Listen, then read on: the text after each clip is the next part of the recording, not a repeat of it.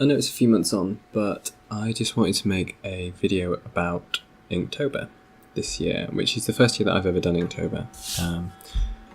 So I was working on brown paper, and I was using Uni-Pin Fineliners, as well as a Faber-Castell white Aquarelle pencil. I also used a Uni-Ball, the Uni-Ball Signo white gel pen as well for some of the whites. I learnt a huge amount this month in October, so this is where I started. This was just from a photo, but I didn't really know what I was doing. I never really used ink pens that intensely before. So I love this double page spread. This is really about food, this one.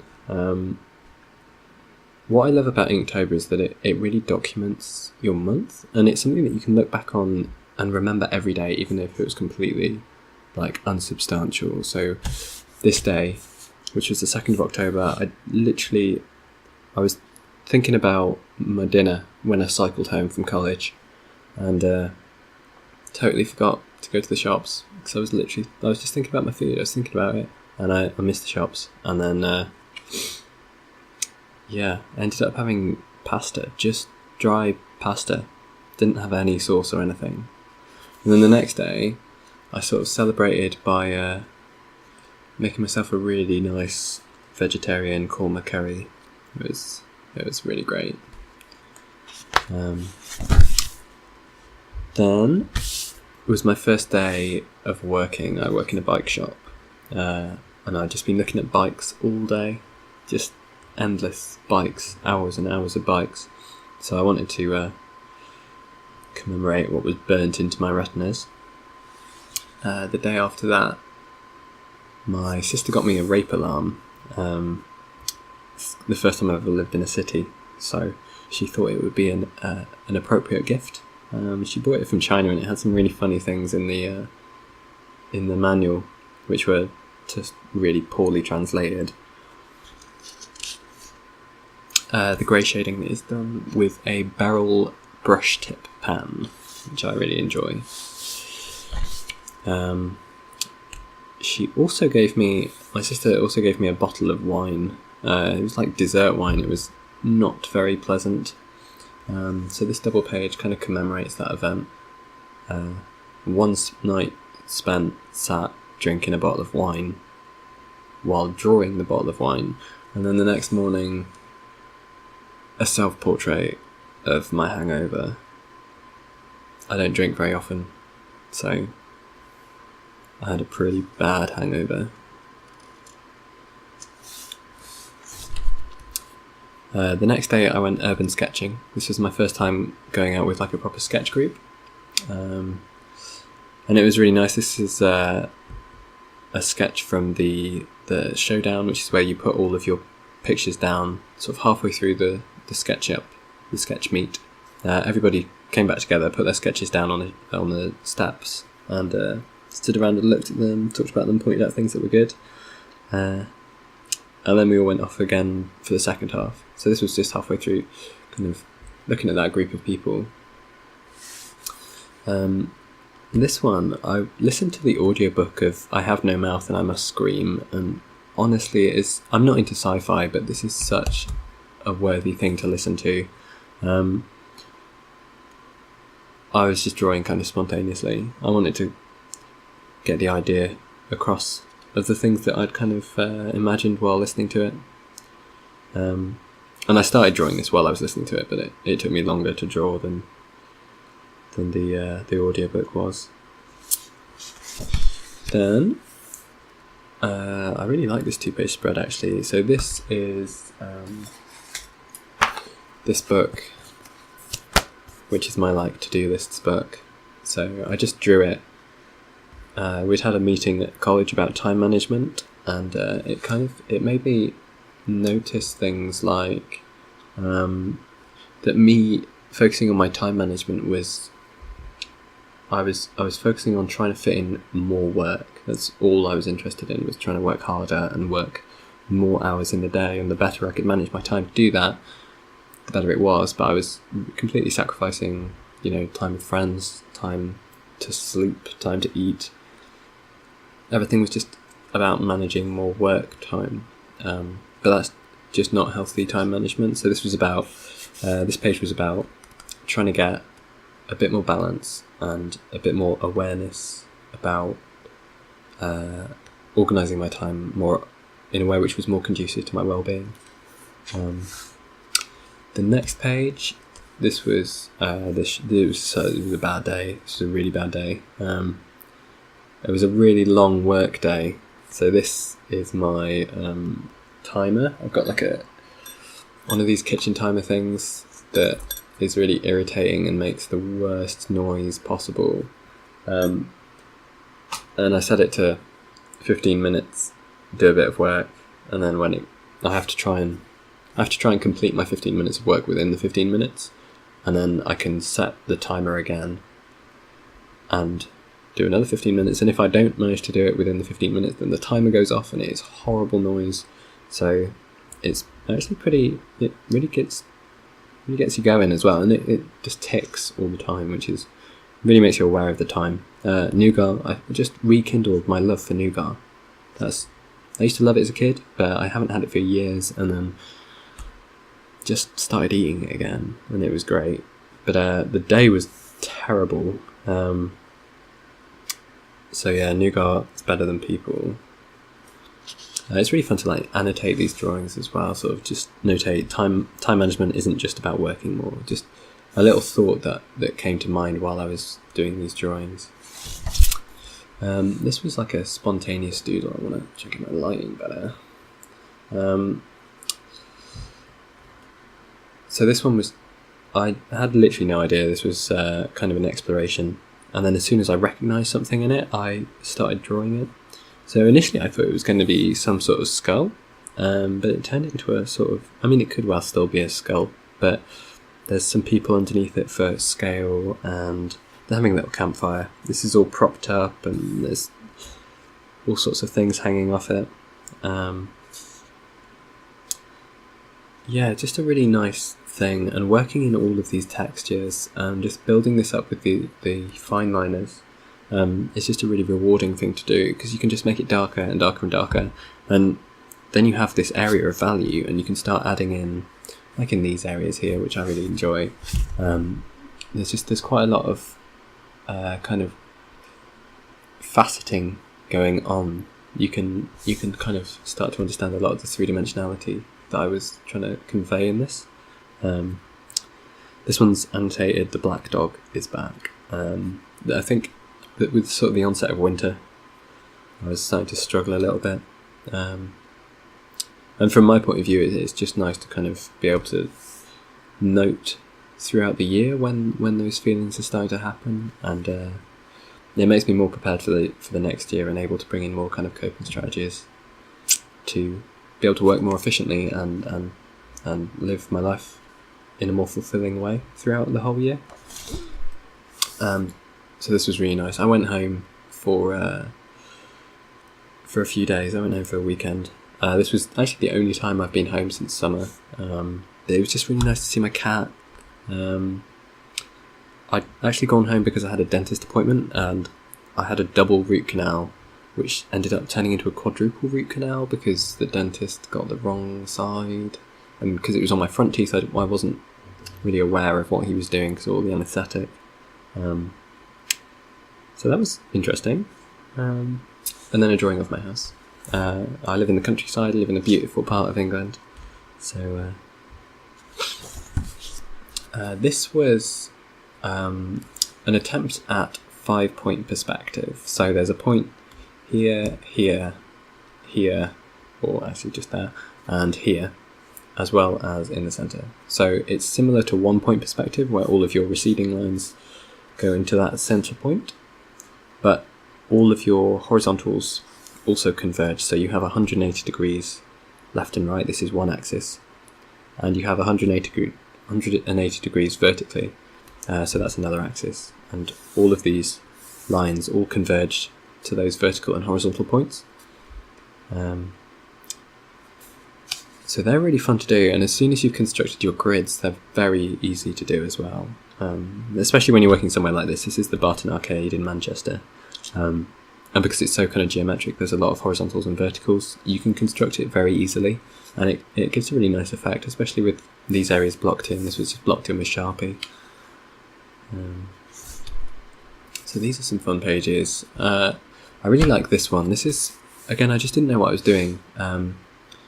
So I just started drawing faces. This is something that happens quite a lot. I end up with a lot of these kind of mask kind of faces and things going on. Not very representative necessarily of people, but especially not specific people. I just put down a few features and then try and recognise what I can see in it and start adding some three-dimensionality, sometimes less effectively. Actually, a lot of the time, probably more than 80% less effectively, but some of the faces I actually really like. I like this this big one here. I like this eye starting to come through. These ones are fun as well, coming up over the top.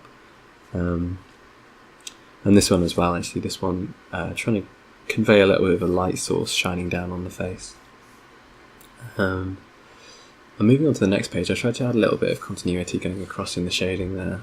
This one, again, this one's a little bit about variations in mood, I suppose. So this is a kind of self-portrait, sat at my desk drawing. I'm in a student room, it's quite small, so my desk is kind of across the end of my bed. But just sort of the idea of something kind of looming up behind, just about kind of self-image and kind of a change in that. But this was really kind of interesting to try and get this shading, because I wanted this to be very dark, but for these forms of the bed sheets and the folds in the bed sheets and the pillow there, for those to kind of move across in a quite natural way without losing the light how I wanted it to be. So just working like really right into the blacks, and then coming back up. So that was a really nice one to do. This page was all about materiality. I was just trying to get so there are things online that you can find about material samples for CGI, where you can download material packs, and sometimes they'll display what the material would look like on a sphere. So I was just drawing some of these spheres and trying to get across some of the changes in texture, and this was actually a really helpful exercise. Trying to get some of the fur in here, which was maybe not so successful, but also trying to get rust, trying to get paint onto the dark side. And it's just a really interesting exercise because of how the images before went compared to the images after, and I think the images after were much more successful in terms of materiality, and the images that I've drawn since doing Inktober are a lot better, and I think this is really the turning point of understanding the shade. I really like how these light areas correlate to these light areas, but obviously the light source is different, so or it's not different, but there's shadow cast on this side. Day after that I watched Blade Runner. Haven't ever seen Blade Runner before, but I watched it here, and I did enjoy it. I thought it was a really good film, but I especially thought that the set design and the prop design was like really up there. So this is just a drawing of the Blade Runner gun. Bread and hoovering. So I make a lot of bread, and I do a lot of housework, and this was just kind of an exercise in trying to imagine. I didn't really have photos, but I was just trying to imagine how the shadows would fall, how the kind of three-dimensionality of these objects would be, and just about how I think on Instagram I captioned this as something to do with baking and housework being a cute date, and I stand by that. I want to imagine dating somebody who you could like tidy your house with. I just think that would be pretty fab. So this is actually 3 that you can see here. So this was just a study of an orange. I don't know if you can see that very well. Yeah, I went through a phase of just eating an orange every evening, having an orange and a coffee while I did this drawing and then going to bed. And it was just really nice. It's kind of a really nice kind of tradition to get into, but it was starting to affect my teeth. So I had to cut back on the citrus. But yeah, it's just really nice having a routine, having a kind of ritual about the way that you draw. And looking back at this, I can see that I captioned it that I did an open day with Monica. So this is really about I was just exhausted, basically. I was exhausted. I've been working a massively long day, giving tours to the public, and that's really draining. I mean, to talk that much is really draining. So I just did a simple life drawing or a still life, should I say, of this orange that I was eating. Did it stuck down a piece of white paper as well, or cream paper, on top of this brown, and let the image fall off the edge. And I think that gives a really nice effect as well. It adds a little bit extra to the shadows. This image here, or this slip of an image, don't be afraid to throw things away.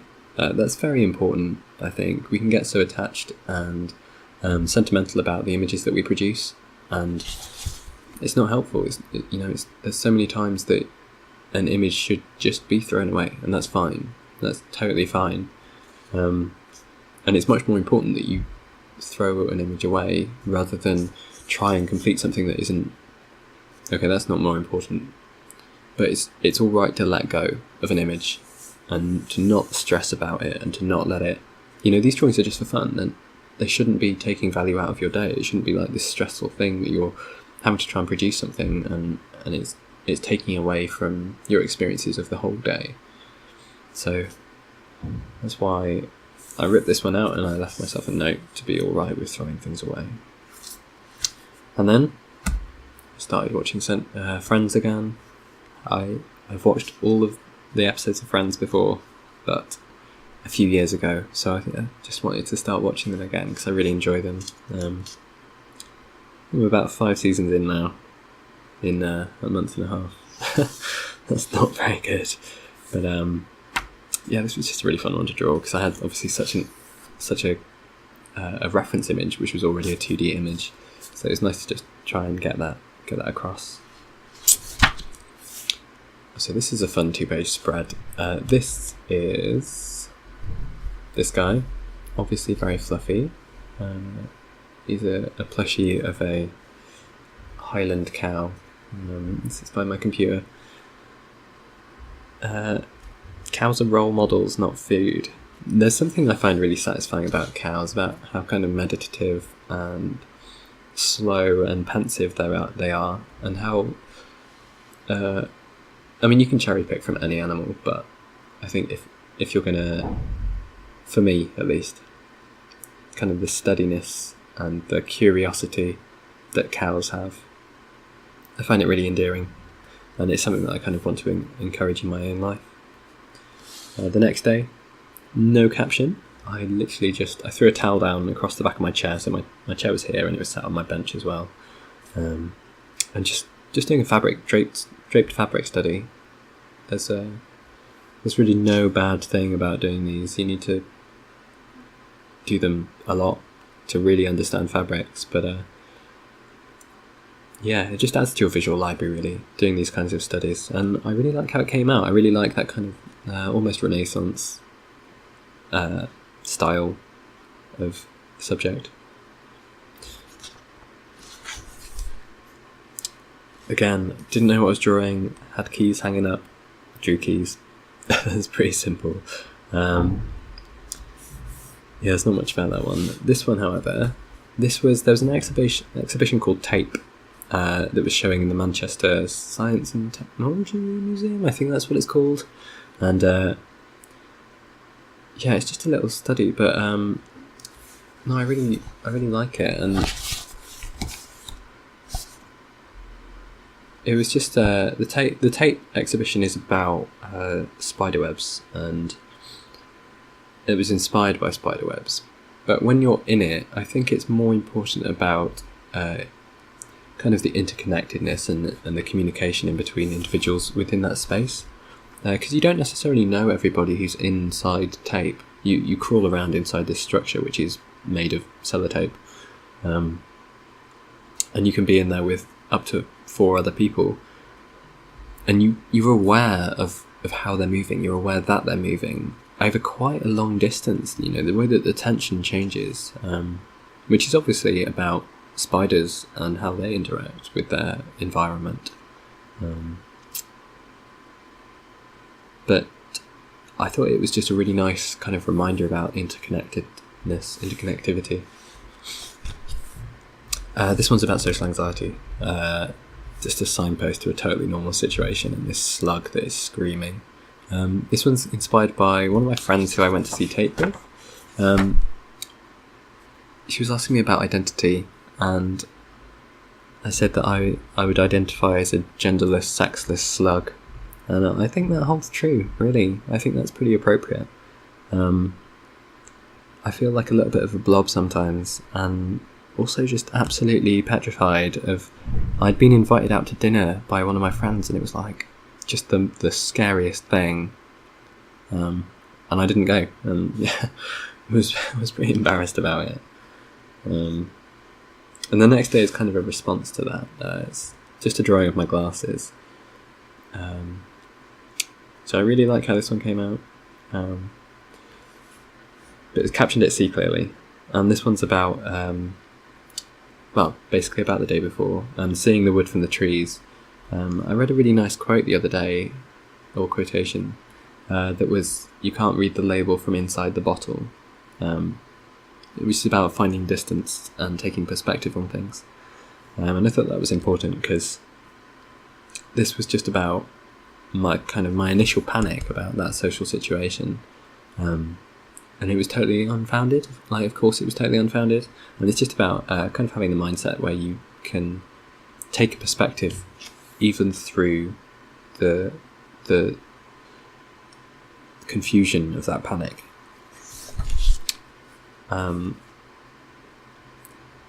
Blind optimism. This one is captioned. Obviously a moth.